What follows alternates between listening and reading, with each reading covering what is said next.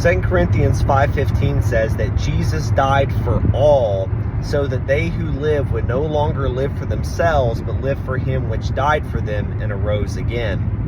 Along this train of thought on the atonement of Christ, there is a group of people within Reformed theology in general that teaches that Jesus did not die for each man as an individual, but that the language of the Bible, such as he gave himself a ransom for all, 1 Timothy 2:6, refers to all people groups. Whereas the Bible never makes this distinction that Jesus died for all men in terms of all people groups. What am I trying to say?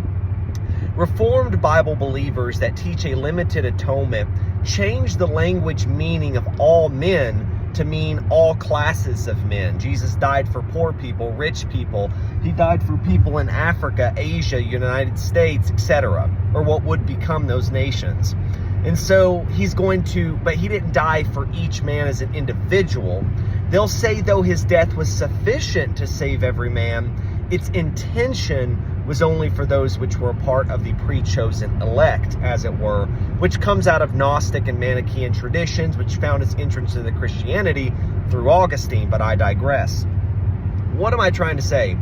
Jesus died for all, the Bible says. From 2 Corinthians 5:15, 1 Timothy 2:6, he gave himself a ransom for all.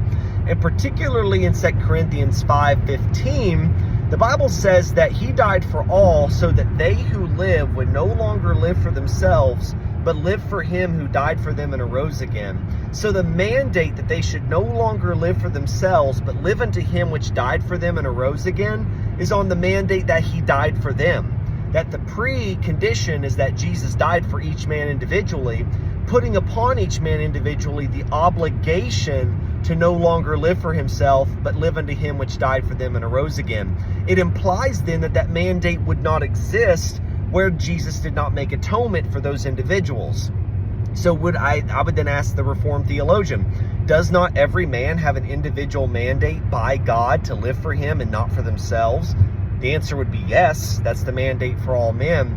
But what is the reason upon which that command is based? It's based on the fact that Jesus did in fact die for them and did in fact arise from the dead, which proves that his death for them had a saving intention.